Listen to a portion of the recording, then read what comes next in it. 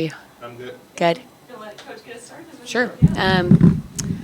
Thanks for being here. Excited for the day today. Obviously coming off a tougher weekend.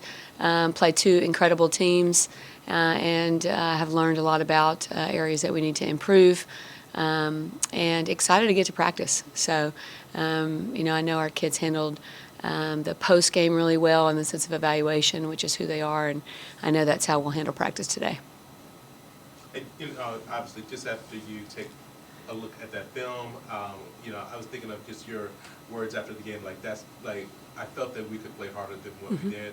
Did you see that? Did you feel the same way after you saw the film? Yeah, that's probably the hardest part to take. I think when you know that there was more you had to give, and you have to be careful to say that because it might take something away from the teams we played, and there were two incredible teams, and they make you feel like that sometimes the way they play, and so our response will always matter that we are, fighting and competing at the level at which we feel we can.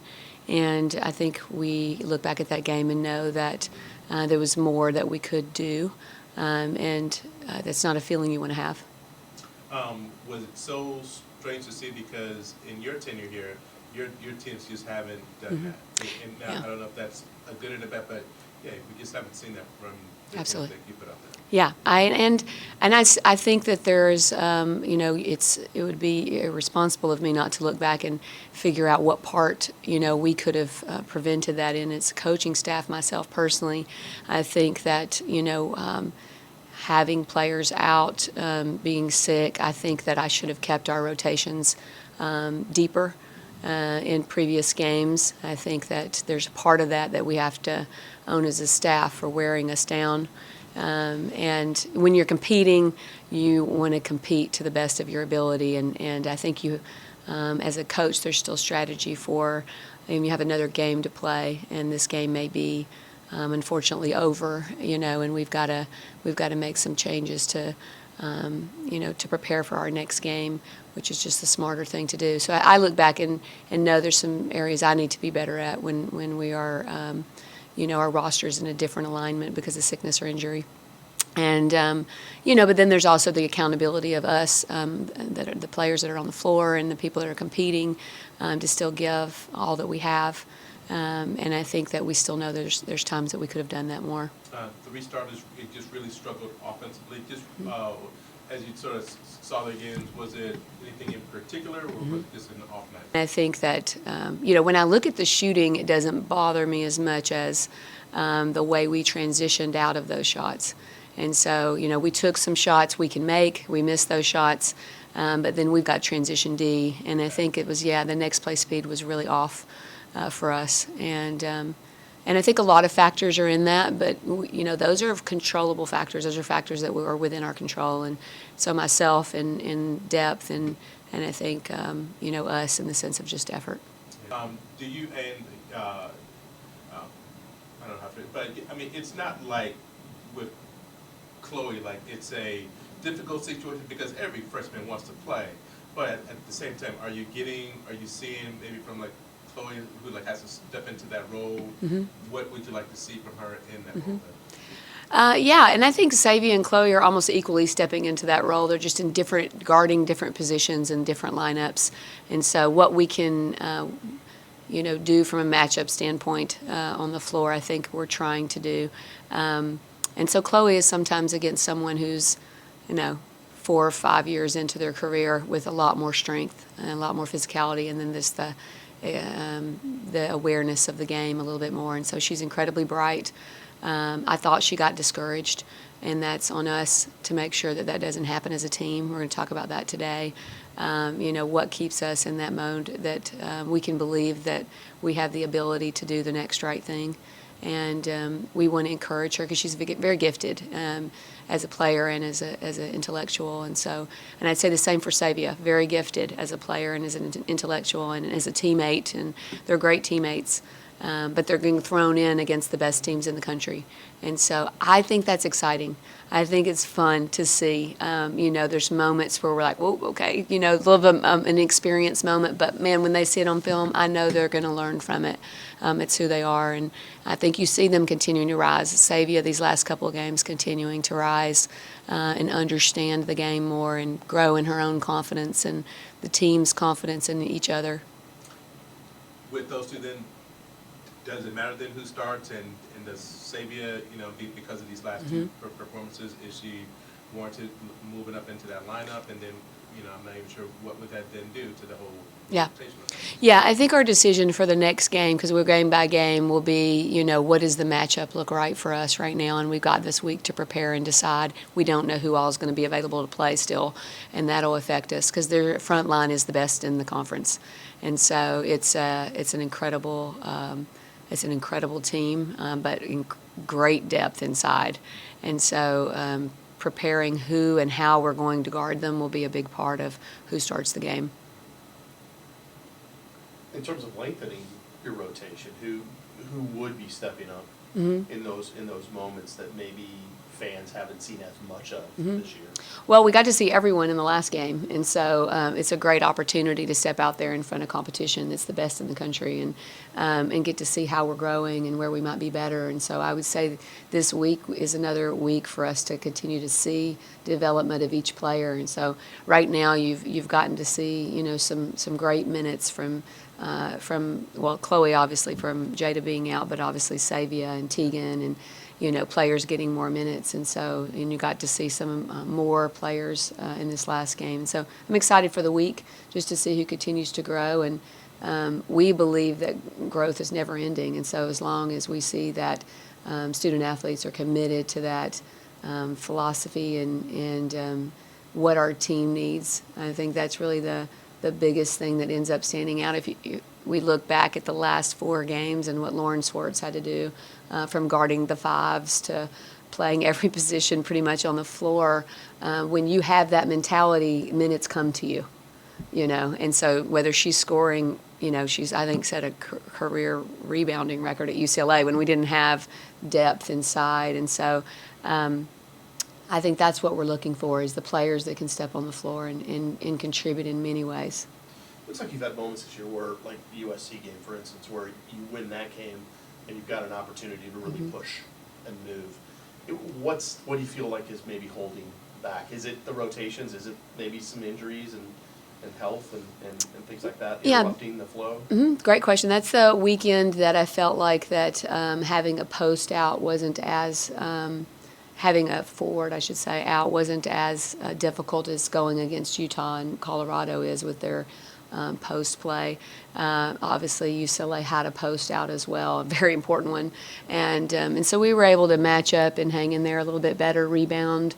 And then, you get into the Utah game and we have 2 fouls against our only center that's playing significant minutes. And they're touch fouls, and then you're trying to figure out how to play. And I think that took us a minute, but I loved our response in the third. I thought, okay, this is who we are, is we'll find a way around all circumstances, control what you can control. So proud of that. And again, why probably I reflected the most in the Colorado game was, well, why weren't we able to do that in the Colorado game? And I think there's factors that were my doing, and I think there's some that's just the wear down, sickness. It's Colorado too. I mean, they're really, really good, and I think when you spot them the lead, we spotted them with our transition D, then they're going to take advantage of that, get in a groove, and you're going to have difficulties. So long-winded answer probably is I think there's a lot of circumstances. I also think that you can not look past that we sometimes lean toward results-based when we have significant wins, and it's a lesson that we have to continue to learn. I always wonder with coaches, after a couple of frustrating results, especially at home, is it sometimes better to get on the road and get away and just be road dogs and it's just us versus the world type of mentality? Like, does that fit the personality of this team, or is there something about that maybe you can pull from? I hope that's not what we're teaching. I hope we're teaching feedback as a gift. So every game we get feedback, and it's a gift. It doesn't matter if it's a win or a loss, a significant loss, a significant win, in the sense of point margin. But if it is, it's an opportunity to evaluate where we need to be better. And I love community. I think our fans are incredible. I think the way they keep showing up for a team that's young, and that we have been a bit of a roller coaster, and they keep showing up and supporting us. I wouldn't want to be anywhere else playing, because you want to surround yourself with people who love you and believe in you. And so I'm grateful. That crowd was tremendous. They stayed even though we weren't playing our very best. And our student athletes saw that and remarked about that after and had great accountability. So I think and hope that we would want to play in front of them again against another ranked team and have another opportunity to go out there and be better. And that's our hope. How's the bounce back been for the team in terms of, because obviously it's super frustrating when you get a big win on the road, Mm-hmm. you come back, you're thinking, okay, we can push on, we can do big things here, Mm-hmm. and then to come up with a couple frustrating results. How has their bounce back been, like in terms of coming back to practice, getting back into it? Yeah, yesterday was our day off, and so we're a day off after their second game. And I loved the way they recovered. I saw players in the gym all day every time I walked through. And, what I think is important is that who we are as people shouldn't change based on performance and success or failure. And I think that that's the character of who we have in the room. So, like I said, I came in really excited for practice because I know them well, and I know they'll be excited.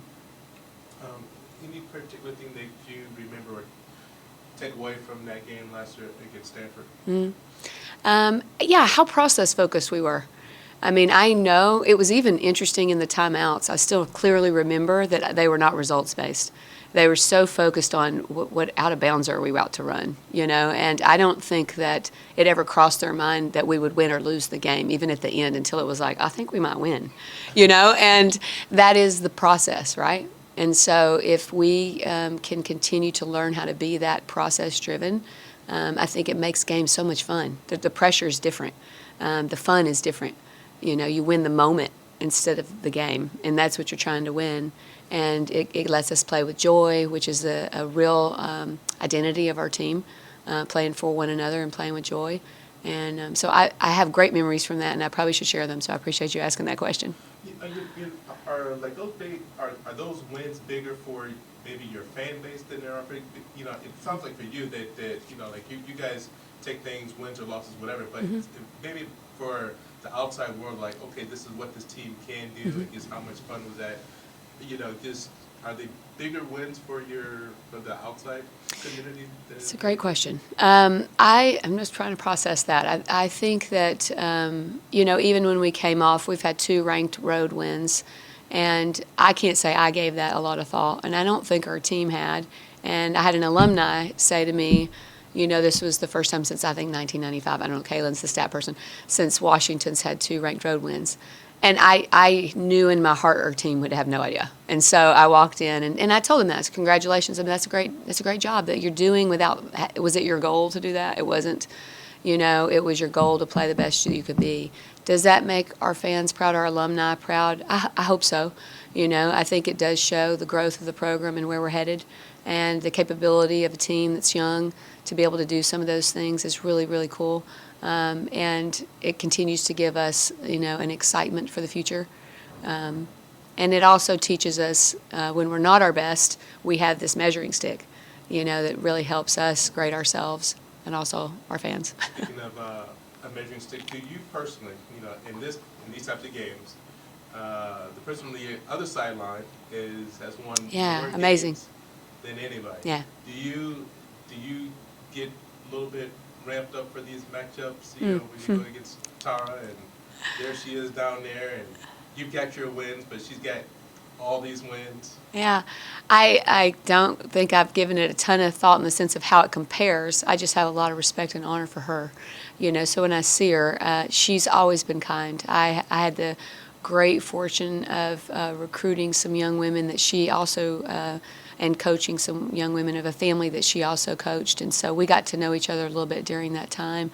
And she was very, very helpful and kind during my transition at Rice when I was here on the road. We'd talk offense, similarities there, and obviously me learning from her.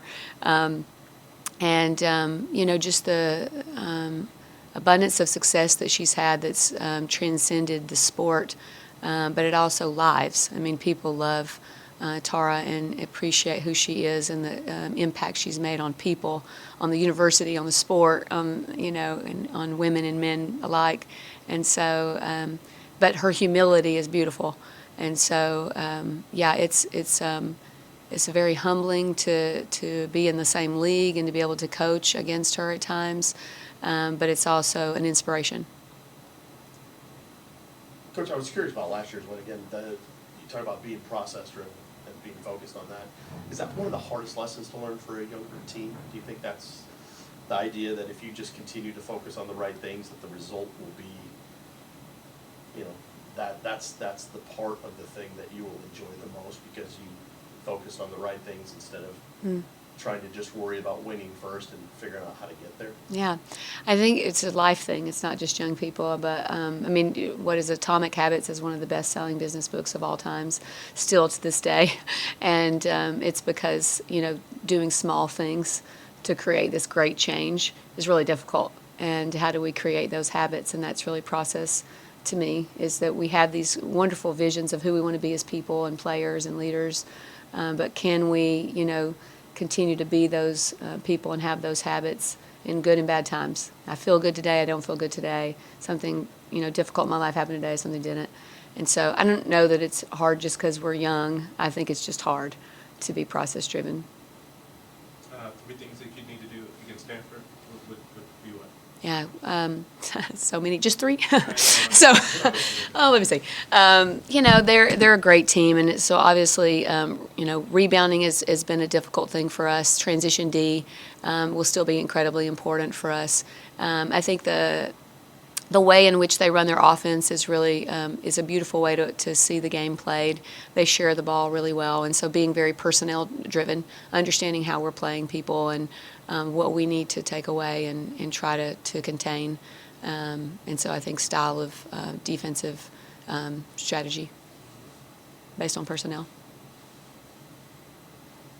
Any final questions? Good, Coach. Thank you. Thank you, guys. I appreciate you guys.